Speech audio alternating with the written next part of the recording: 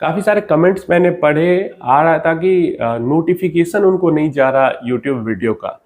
तो अगर आपको नोटिफिकेशन नहीं जा रहा है तो आप एक बार अनसब्सक्राइब करके फिर से सब्सक्राइब करके ऑल नोटिफिकेशन को ऑन करके देख सकते हो सकता है उसके बाद आपको नोटिफिकेशन जाने लगे, क्योंकि यूट्यूब के अंदर ये परेशानी टाइम टू टाइम आती रहती है, नोटिफिकेशन वाला इशू आता रहता है।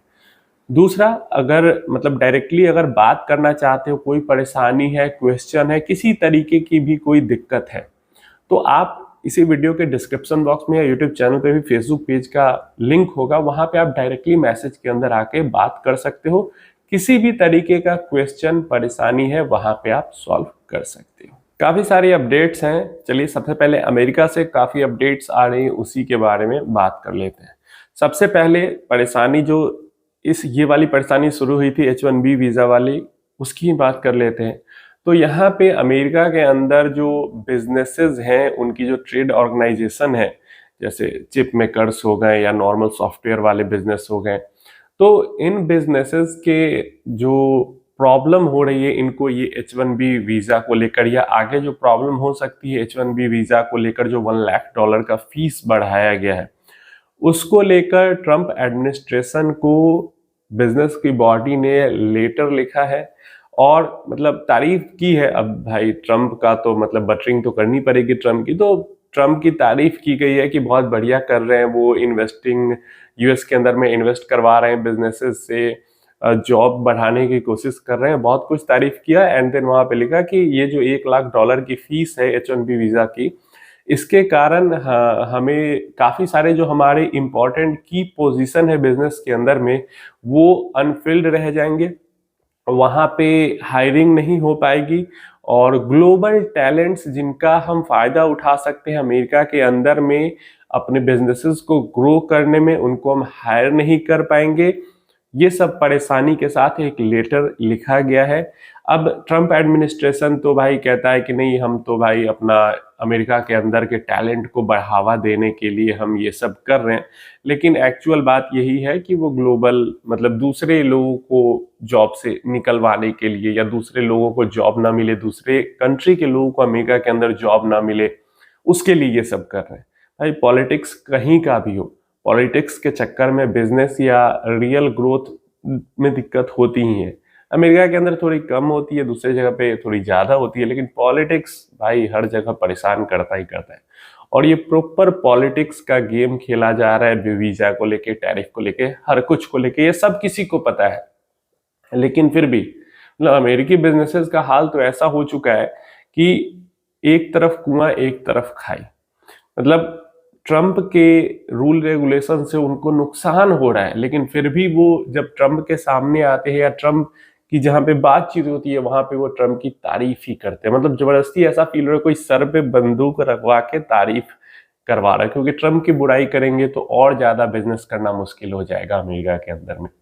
तो एक तरफ कुआं एक तरफ खाई वाला हाल वहां पे हो चुका है। दूसरी अपडेट ट्रंप की परेशानी को लेकर है।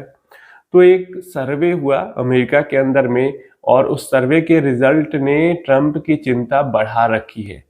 ट्रंप की पॉपुलैरिटी में बहुत ज्यादा गिरावट आई है, और 2026 अगले साल ही मध्यकालीन चुनाव है।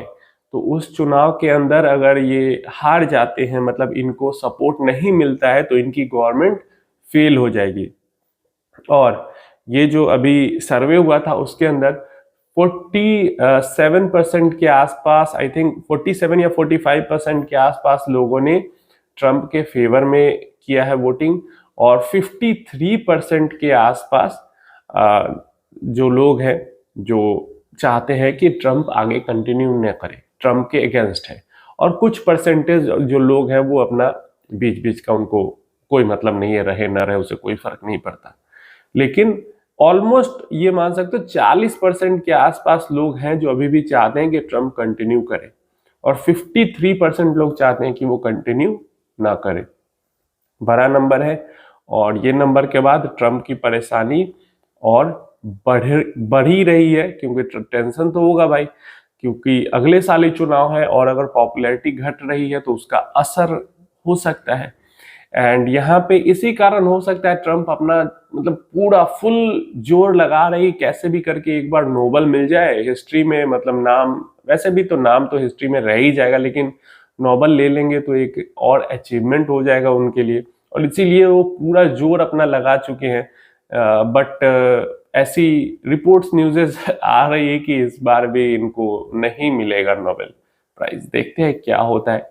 तो ये इस कारण से अगले साल चुनाव है, पॉपुलैरिटी घट रही है, तो ट्रम्प इस कारण से ट्रम्प को परेशानी है। नेक्स्ट अपडेट है यूएस मार्केट शटडाउन के बारे में। तो लास्ट सेशन के अंदर भी जो बजट है, जो फाइनेंस बिल है, उसके ऊपर सहमति नहीं बन पाई रूलिंग और ऑपोजिशन पार्टी के बीच में, और इस कारण से जो यूएस शटडाउन है वो आगे कंटिन्यू होगा। जितना ज़्यादा कंटिन्यू ये आगे होगा उतना ज़्यादा इकोनॉमी को नुकसान होगा।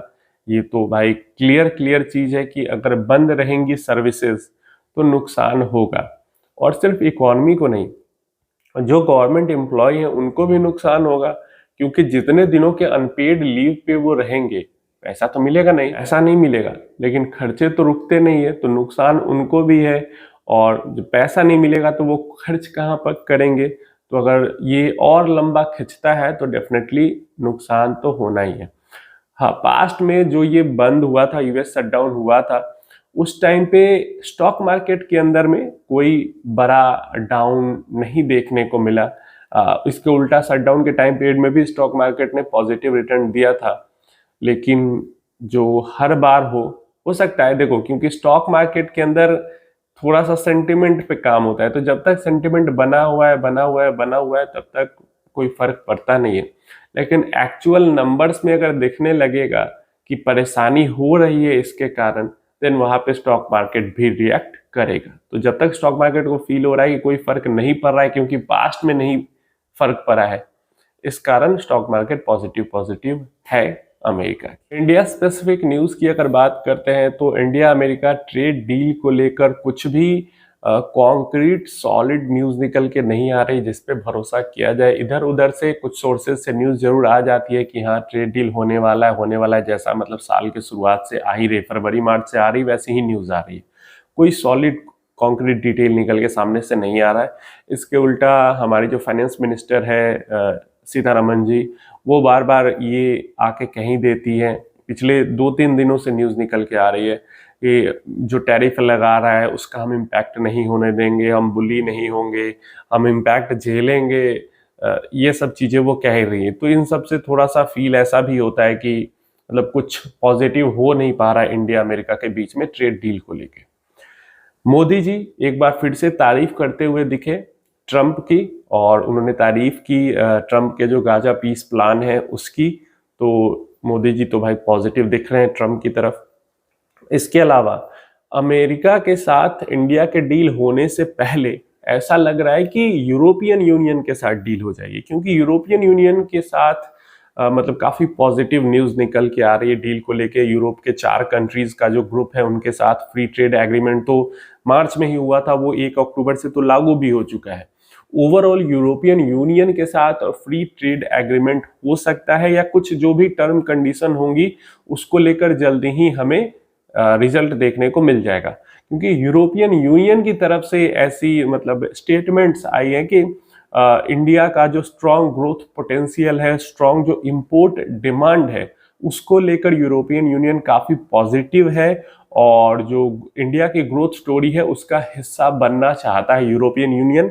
लेकिन पास्ट में जो चाइना के साथ यूरोपियन यूनियन का जो एक्सपीरियंस रहा है उसको लेके थोड़ा सा कॉशियस है यूरोपियन यूनियन इंडिया के लिए, क्योंकि चाइना के साथ उनको पहले तो काफी अच्छा ट्रेड चल रहा था, लेकिन आगे चल के ट्रेड में परेशानी हुई यूरोपियन यूनियन को। तो बस वो इंडिया के साथ जो टर्म कंडीशंस हैं, जो नेगोशिएशन है, उसको लेकर पूरा क्लियर रहना चाहते हैं, ताकि आगे चल के किसी तरीके की ट्रेड इम्बैलेंस ना हो। जैसा कि चाइना के साथ था, पहले सरप्लस में थे, फिर इम्बैलेंस हो गया, फिर परेशानी होने लगी, तो वैसा कुछ इंडिया के साथ ना हो। लेकिन जो स्टेटमेंट उधर से आया है वो पढ़ के ऐसा फील होता है कि हाँ वो इंडिया के साथ काम करने के लिए काफी पॉजिटिव है, और जो ट्रेड टॉक्स है वो पॉजिटिव वे में जा रही है। जैसा कि अमेरिका के साथ नहीं जा पा रही। अमेरिका के जो स्टेटमेंट्स आते हैं या जो अपडेट्स आते हैं वो पढ़ के बिल्कुल ऐसा फील नहीं होता कि पॉजिटिव साइड में जा रही ट्रेड टॉक्स, लेकिन यूरोपियन यूनियन के साथ जा रही।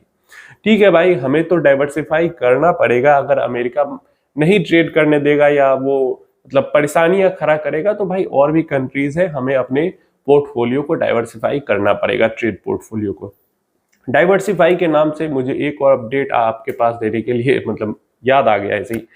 इंडिया अपना जो ऑयल बाइंग का पोर्टफोलियो है उसको भी डाइवर्सिफाई कर रहा है। रशियन ऑयल को लेके बहुत ज्यादा मतलब परेशानी जब हो रही है तो चलो मतलब ये तो सिर्फ नाम है रसिया का, बाकी ट्रम्प तो अपना खुन्नस ही निकाल रहे हैं। तो रसिया से तेल को डाइवर्सिफाई करके इंडिया काफी सारा तेल टर्की से भी परचेज कर रहा है। इसके अलावा यूएई के तरफ भी अपना काफी सारा परचेजिंग है, उसको उधर भी डाइवर्सिफाई किया है। तो अलग अलग कंट्रीज से अब इंडिया तेल खरीद रहा है। देखते हैं क्या होता है इसको लेके, आगे कुछ अपडेट आती है क्या, अमेरिका सच में सॉफ्ट रुख अपनाएगा अगर इंडिया अपना ऑयल पोर्टफोलियो को डाइवर्सिफाई करता है। मुझे तो बहुत कम ही चांस लगता है, क्योंकि तेल परेशानी नहीं है, ट्रंप की खुन्नस परेशानी है, ट्रंप का नोबेल पीस प्राइज परेशानी है। आप अपनी राय इन सारी चीजों के बारे में नीचे कमेंट बॉक्स में दे सकते हैं।